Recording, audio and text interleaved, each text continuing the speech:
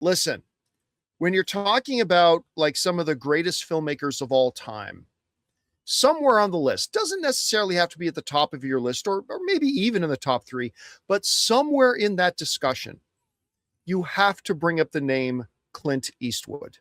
You just do. The guy is one of only 21 directors in film history that ever won more than one Best Director Academy Award. As a matter of fact, only 3 people have won more than 2.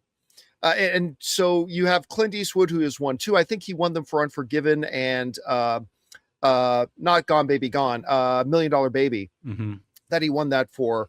He, I think, was nominated for, I don't know, 7,000 Academy Awards. He won 4 Academy Awards, both as a, and here's the thing. He's one of those double threats, one of those rare guys in the business where he's like one of the most iconic actors of all time and one of the best directors of all time. You very, very rare kind of blend. Yeah. I made a little list here. You want to talk about some of the movies he's directed? How about $1 Million Baby, which of course won Best Picture. Mystic River, which I think was nominated for Best Picture. Letters from Iwo Jima, which I also think was nominated for Best Picture. American Sniper, which was also nominated for Best Picture. The Outlaw Josie Wales, The Bridges of Madison County, Gran Torino, A Perfect World, on and on. And of course, what I consider to be the greatest Western ever made and one of the greatest movies ever made, Unforgiven. Unforgiven is like just one of those staple movies. You gotta have that one in your repertoire. You have to watch it. Simply one of the greatest movies of all time. And absolutely, I think the best Western ever made. Well, Clint Eastwood, while many people have suspected it for a while, his son has just confirmed it in an interview with the Playlist that Clint Eastwood, now at the age of 96, has retired. One of the greatest of all time. Has decided to call it a career, and what a career it has been, because not only when we talk about all his director achievements, you look at what he's acted in: Escape from Alcatraz, Gran Torino, Bridges of Madison County, In the Line of Fire. I love In the Line of Fire. I think that might be his most underrated. I love that. And John Malkovich is so good in it. Oh, so good. And the two of them together are so great in it. Outlaw Josie Wales, Dirty Harry, my favorite Western, The Good, the Bad, and the Ugly, and of course, $1 Million Baby, and of course, he not only directed, but he starred in Unforgiven. It is simply one of the greatest careers ever in the history of Hollywood. A consummate movie star and one of its greatest creators, all wrapped into one guy. And, you know, even that, what was that last one he put? I think it was called Juror Number 6. Yeah. Yes. That was a banger. Like, that was a really good film. I'm not going to say one of his best, but it was a really good film too. The guy was still doing it in his 90s and apparently now has finally decided that he's earned it. He's earned it. He's done enough. He's contributed and given enough. It's time for him to hang it up. Didn't even mention Dirty Harry. All we can say, I think I did. I think no, I but did. I mean, you know, we always talk about his Westerns and it's like, he just transcends so much. I mean, you mentioned Bridges of Madison County. I mean, you'd never think of him for that role, and he killed it. And you know what was, I think might've been the first Clint Eastwood movie I ever watched. Firefox. And no, ladies and gentlemen, we are not talking about the internet browser. This was long. You must think in Russian. Now it's not one of his better movies, but that was the first movie I ever saw of Clint Eastwood's, and it lives with me forever. So when we're going to talk today about this iconic, legendary, one of the greatest of all time careers, we got to talk about, you know, what we thought his best was. And like, for me, it's no surprise. It's Unforgiven. Like, Unforgiven is just such a powerful, it's both a metaphor of like a million different things, and it became like the consummate like tentpole of what Westerns can and should be and aspire to. It's just one of those films that every time I watch it, I never cease to just be agog and aghast, you know, just my mouth open going, like the power in every single scene of that movie, like right down to the end when he just starts taking everybody out. It's just, and you know, the legendary Gene Hackman, and you know, it just goes on and on and on. It's so great. And honestly, I know when you talk about your favorite performances of Clint Eastwood, understandably, a lot of people are going to go to one of his Westerns. Of course, no doubt. I have no problem with that. But even though I think it was technically a supporting role, I still think his performance in $1 Million Baby was just remarkable, right up to the end of that very controversial ending of the film, and the power in it with the internal struggle. It's truly one of the finest performances I've ever seen. So anyway, Clint Eastwood officially now, like I said, a lot of people had suspected it, but it's now official. He has hung it up and decided to call it a career now that he's 96 years old. And there's very few people, Rob, very few people that we can point to and say, oh, this person has contributed more to the world of film than Clint Eastwood. He's absolutely one of the greats. And I love the fact that we get to celebrate him right now instead of only celebrating him once he passes away.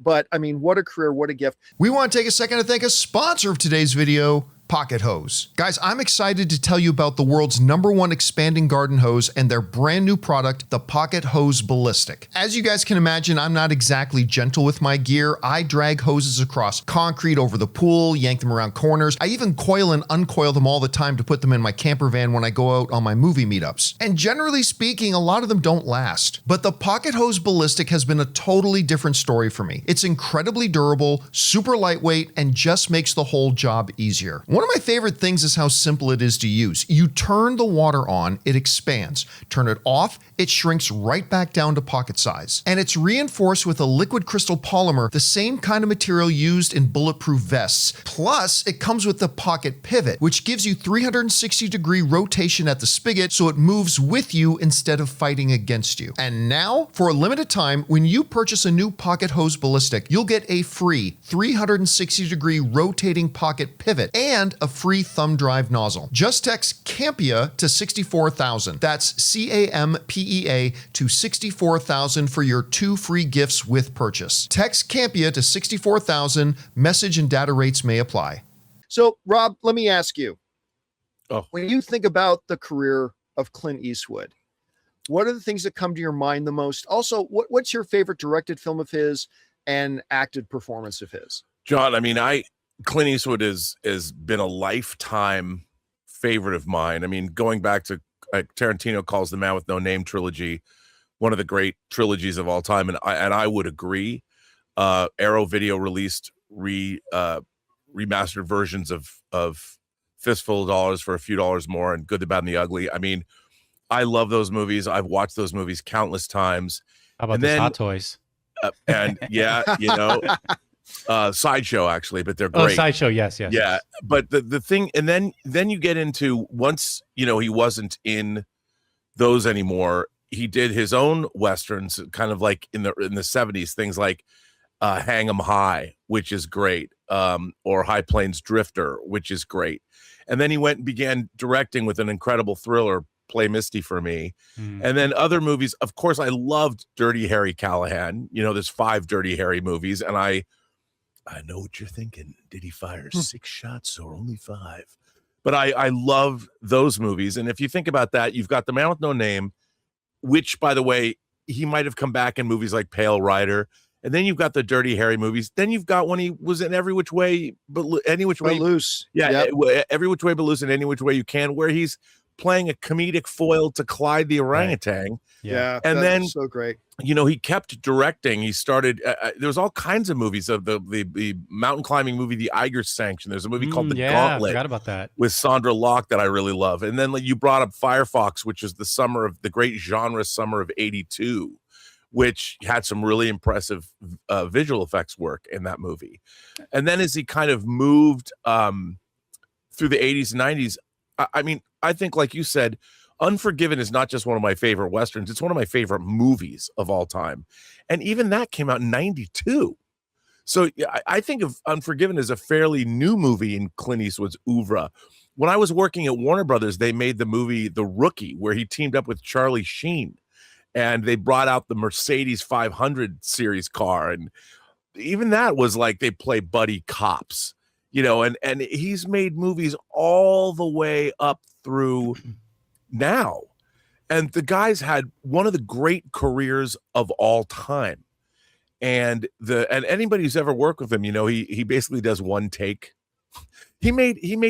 was it Invictus, where he had Matt Damon playing a South African footballer, or and I mean, the guy can do no wrong. I mean, how have none of us mentioned Space Cowboys yet? Yeah, I some people in the Space audience, Cowboys. Audience This that to do with James Garner, and he was, and that's the great thing about Clint Eastwood. He was never a one-trick pony. Yes, most people think of him for his westerns, of course, but he was not a one-trick pony. He was able to diversify, and Rob, you pointed out, he could do comedy. I think his such sternness. You know what? 30 years ago, he would have been the perfect Cable in an X-Men movie. Yeah. Like the perfect Cable. All due respect to Josh Brolin, but like Clint Eastwood 30 years ago, Cable. Or if 100%. They made Dark Knight Returns, he could have played the old Batman. Yep. I mean, John, what's so great about him is he's really represents a life in Hollywood, a life in, and he's never, I mean, sure, he's had his romances with various women, but he's always had a level of class about him. Mm-hmm. The work that he's done, like you brought up in The Line of Fire, that is Wolfgang Peterson directed that. That is an incredible thriller. And he never shied away from playing older. No, he really embraced it. As he got older, he really embraced it. Oh, so it got him Academy Awards.